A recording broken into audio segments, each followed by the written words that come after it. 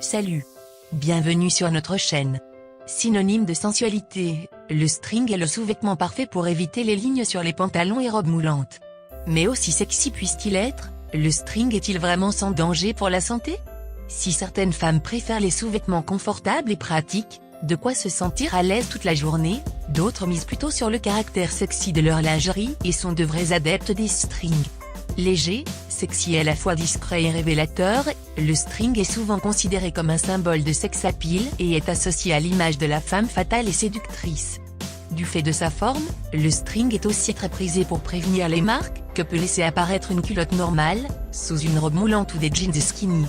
On lui reconnaît donc aussi un petit côté pratique en matière de mode.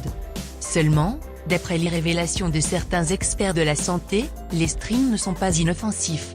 1. Les strings, quel danger pour la santé? Ces sous-vêtements qui ne cachent que le pubis, laissant ainsi les fessiers complètement découverts, ne sont pas aussi sains qu'on peut croire. Le Dr Sheva Gofrani, obstétricienne et gynécologue, et le Dr Gilles Morin-Rabin, professeur à l'Albert Einstein College of Medicine aux États-Unis, se sont penchés sur ce sujet et ont souligné que le string peut présenter quelques inconvénients. Selon les deux docteurs, le port du string peut augmenter les risques d'infection urinaire et vaginale chez les personnes qui sont prédisposées à cela. Ce type de sous-vêtement ne peut toutefois pas causer des hémorroïdes, comme peuvent penser beaucoup de gens, mais les accentuer, en raison des frottements répétés sur les parties irritées. Les risques d'irritation de la peau, même en l'absence des hémorroïdes, restent élevés. En effet, la forme fine du string ainsi que la matière avec laquelle il est fabriqué, dentelle en général, ne sont pas du tout douces envers cette partie intime et délicate, et peuvent créer des inflammations.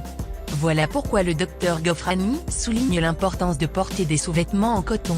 Cette matière permet à la peau de respirer, contrairement à la dentelle ou toute autre matière synthétique, qui retiennent l'humidité dans cette zone et donc favorise la prolifération des bactéries, pouvant causer des infections. En outre, le fait que le string soit de forme aussi fine, laisse la vulve exposée, parce qu'elle n'est pas entièrement couverte. Elle entre donc en contact avec les vêtements portés en dessus, jeans, pantalons, qui sont souvent fabriqués avec des matières synthétiques aussi comme le lycra.